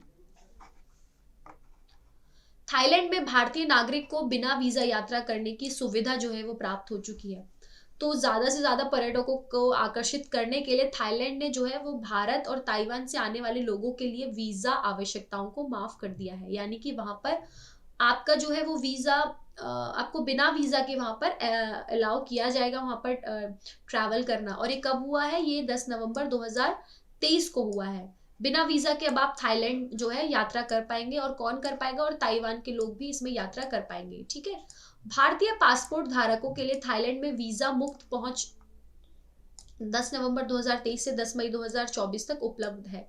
यानी कि आप लोगों को ये जो भी भारतीय लोग हैं उनको अगर ये पासपोर्ट बनवाना है या थाईलैंड का वीजा बनवाना है तो वो 10 नवंबर 2023 से 10 मई 2024 तक जो है इसको बनवा सकते हैं, क्योंकि अभी ये फ्री है और ये आप लोगों को इजीली अवेलेबल हो जाएगा। और अगर आपको विजिट करना है तो भी आप लोग इजीली विजिट कर सकते हैं, आपको वीजा की जरूरत भी नहीं पड़ेगी। हाल ही में श्रीलंका ने भारत सहित 6 अन्य देशों को, जैसे कि मैंने आपको लास्ट अक्टूबर वाले करंट अफेयर्स के वीडियो सेशन में पढ़ाया था कि श्रीलंका ने भी भारत को विदाउट वीजा ट्रैवल करने की अनुमति जो है वो दे दी है। और किस किस देश ने, श्रीलंका ने भारत के सहित और किस देश को दिया है, चीन को, रूस को, मलेशिया को, जापान को, इंडोनेशिया को और थाईलैंड के आगंतुकों के लिए अपनी वीजा मुक्त प्रवेश पहल की घोषणा की थी। श्रीलंका सरकार ने 31 मार्च 2024 तक अपने देश में भारतीय पर्यटकों को वीजा मुक्त प्रवेश देने का निर्णय लिया। हैनले एंड पार्टसन के नवीनतम पासपोर्ट इंडेक्स 2023 के अनुसार भारतीय पासपोर्ट धारक बिना वीजा के 57 देशों की यात्रा कर सकते हैं। यानी कि हैनले एंड पार्टनर्स के एक न्यू पासपोर्ट इंडेक्स रिपोर्ट है उसके अकॉर्डिंग इंडियंस बिना वीजा के लगभग 57 देशों में यात्रा कर सकते हैं। तो ये being an Indian is a very good thing to know and to be proud कि हम लोग 57 कंट्रीज में बिना वीजा के ट्रैवल कर सकते हैं। इस सूची में वीजा मुक्त यात्रा, वीजा ऑन अराइवल सुविधा और इलेक्ट्रॉनिक ट्रैवल ऑथराइजेशन, जिसे ETA बोलते हैं, ऐसी सुविधाएं प्रदान करने वाले देश जो है वो शामिल हैं। ठीक है, इसमें 57 में वो देश शामिल है कि या तो वो हमें वीजा मुक्त यात्रा देते हैं, या फिर हमें वो वीजा ऑन अराइवल सुविधा देते हैं, या फिर वो वीजा ट्रैवल ऑथराइजेशन की सुविधाएं जो है वो देते हैं। AI सुरक्षा पर वैश्विक शिखर सम्मेलन ब्रिटेन में आयोजित हुआ था। AI यानी कि कृत्रिम बुद्धिमत्ता यानी कि आर्टिफिशियल इंटेलिजेंस। ठीक है, AI सुरक्षा पर विश्व का पहला वैश्विक शिखर सम्मेलन ब्रिटेन में 1-2 नवंबर 2023 को आयोजित किया गया था। तो सवाल बनता है कि AI सुरक्षा पर वैश्विक शिखर सम्मेलन कहां पर आयोजित किया गया? ब्रिटेन में आयोजित किया गया। प्लीज नोट इट डाउन बच्चों कि ब्रिटेन में आयोजित किया गया। शिखर सम्मेलन में अग्रणी वैश्विक थिंक टैंक, AI विशेषज्ञ, प्रसिद्ध शैक्षणिक संस्थान और समान विचारधारा वाले देशों के सरकारी प्रतिनिधि ने जो है वो भाग लिया था। भारत सहित 27 अन्य देशों ने भी इसमें भाग लिया था। और यूरोपीय संघ ने आर्टिफिशियल इंटेलिजेंस से जुड़े जोखिमों का आकलन करने, यूरोपीय संघ यानी कि जो यूरोपीय कंट्रीज हैं, यूरोपियन कंट्रीज हैं, उन्होंने भी यहाँ पर इसमें मिलकर काम किया, यहाँ पर हस्ताक्षर किए और एक घोषणा भी की AI को लेके। क्या है वो हम एक बार पढ़ते हैं। भारत की ओर से केंद्रीय कौशल विकास, उद्यमिता तथा इलेक्ट्रॉनिक्स और IT राज्य मंत्री राजीव चंद्रशेखर ने इस शिखर सम्मेलन में जो है वो भाग लिया था। तो अगर इसमें सवाल आता है कि भारत की ओर से किसने भाग लिया था, तो राजीव चंद्रशेखर ने भाग लिया था। ठीक है, ये शिखर सम्मेलन AI के जिम्मेदार उपयोग को सुनिश्चित करने पर केंद्रित था। ये शिखर सम्मेलन AI के लिए विश्वव्यापी नियम स्थापित करने की दिशा में एक महत्वपूर्ण प्रारंभिक कदम के रूप में जो है वो काम कर सकता है, यानी कि हमारे लिए ये वर्ल्ड लेवल पर बहुत ज्यादा इंपॉर्टेंट होने वाला है और ये बहुत अच्छे से काम कर सकता है। आर्टिफिशियल इंटेलिजेंस का अर्थ होता है कि मानव या कंप्यूटर द्वारा विकसित की गई बौद्धिक क्षमता, जिसे हम कृत्रिम बुद्धिमत्ता भी बोलते हैं। ठीक है, आर्टिफिशियल इंटेलिजेंस के तहत क्या होता है कि मानव मस्तिष्क के कार्य करने के तरीके इत्यादि के आधार पर कंप्यूटर सिस्टम या रोबोटिक सिस्टम जो है विकसित किया जाता है। जैसे कि अभी रिसेंटली हमारा एग्जांपल है जो नवंबर 2022 में लॉन्च हुआ, जिसको हम चैट GPT बोलते हैं बच्चों। तो चैट GPT भी आप लोगों ने देखा होगा किस तरह से काम करता है। हम उसको कोई कमांड देते हैं और हमारे पास उससे रिलेटेड काफी सारा कॉन्टेंट, काफी सारा मटेरियल जो है वो अवेलेबल हमारे स्क्रीन पर हो जाता है। तो आर्टिफिशियल इंटेलिजेंस इसी तरह से जो है वो वर्क करता है। हमारा आज का जो लास्ट करंट अफेयर है वो है कि ग्वालियर और Kozhikode UNESCO creative cities network में जो है वो शामिल हो चुके हैं। तो विश्व शहर दिवस जो कि 31 अक्टूबर 2023 को यूनेस्को क्रिएटिव सिटीज नेटवर्क में भारत के 2 शहर ग्वालियर और कोझिकोड को शामिल किया गया है। तो यूनेस्को क्रिएटिव सिटीज नेटवर्क, ठीक है, ये UCCN की बच्चों आप लोग एक बार फुल फॉर्म याद रखें। मैं यहाँ पर एक बार इसको और लिख देती हूँ इंग्लिश में। यहाँ पर यूनेस्को क्रिएटिव सिटीज नेटवर्क, ठीक है, इसकी फुल फॉर्म आप एक बार याद रखें, यूनेस्को क्रिएटिव सिटीज नेटवर्क।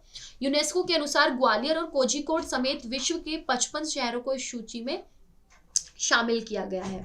यानी कि वर्ल्ड के लगभग 55 शहर जो है इसमें शामिल हुए हैं। और इसमें हमारे जो इंडिया के 2 शहर है वो है ग्वालियर और कोझिकोड। मध्य प्रदेश के ग्वालियर ने संगीत श्रेणी में इस प्रतिष्ठित सूची में जगह बनाई है। यानी कि मध्य प्रदेश जिस लिए आगे आया है उसमें है उसकी संगीत, और वही केरल के जो कोझिकोड है उसमें साहित्य यानी कि लिटरेचर में उसने इसको रैंक 1 पे आया है। अब तक इस सूची में 100 से अधिक देशों के 350 शहरों को शामिल किया जा चुका है। इस लिस्ट में 7 रचनात्मक क्षेत्रों यानी कि किन किन कैटेगरीज में जो है इन शहरों को जो है नामांकित किया जाता है वो एक बार हम यहाँ पर देख लेते हैं। एक है शिल्प और लोक कला, डिजाइन, फिल्म, गैस्ट्रोनॉमी, साहित्य, मीडिया, कला और संगीत को शामिल किया जाता है। ठीक है, और संयुक्त राष्ट्र द्वारा नामित विश्व शहर दिवस 31 अक्टूबर को ही मनाया जाता है। तो एक क्वेश्चन ये भी बन सकता है कि यूनाइटेड नेशन के द्वारा विश्व शहर दिवस कब मनाया जाता है, तो 31 अक्टूबर को मनाया जाता है। यूनेस्को का रचनात्मक शहरों का नेटवर्क वर्ष 2004 में प्रारंभ किया गया था। यानी कि ये जो पूरा प्रोसेस है, ये प्रक्रिया कब शुरू की गई थी, वर्ष 2004 में, और तब से लेकर आज तक हर साल 31 अक्टूबर को ये जो है मनाया जाता है। ठीक है, 2004 में इसकी स्टार्टिंग हुई थी। यूसीसीएन का उद्देश्य यही है कि उन शहरों के मध्य सहयोग को बढ़ावा देना जो रचनात्मक को अपने शहरी विकास में एक रणनीतिक कारक के रूप में पहचानते हैं। यानी कि उन शहरों को बढ़ावा मिले जो कि इन 7 क्षेत्रों में अपने आप को आगे कर सकते हैं और उनके रूप में ही, उनके कारक के रूप में जो है काम करते हैं। यानी कि वो शहर डेवलप तो हो रहे हैं, लेकिन वो अपनी डेवलपमेंट में किस किस चीज़ों को लेके आगे बढ़ रहे हैं, इन सारी चीज़ों को लेके, यानी कि वहाँ पर आर्ट और कल्चर भी जो है वो पीछे ना छूटे, आगे आता रहे। तो इसके साथ आज की इस वीडियो का सेशन जो है हम एंड करते हैं बच्चों। आई होप आप लोगों को ये समझ आया होगा। किसी को अगर किसी भी करंट अफेयर में कोई डाउट है या ऐसा लगता है कि कुछ मिस हो गया जो मेरे को पढ़ाना चाहिए आप लोगों को, आप लोग प्लीज उसको एक बार कमेंट सेक्शन में डेफिनेटली बताएं। तब तक आप लोग जुड़े रहिए शिक्षा कुल के साथ। मिलते हैं नेक्स्ट वीडियो में जो कि होने वाली है दिसंबर की करंट अफेयर्स के बेसिस पर। तब तक जुड़े रहिए शिक्षा कुल के साथ और देखते रहिए शिक्षा कुल पीसीएस क्लासेस। Thank you.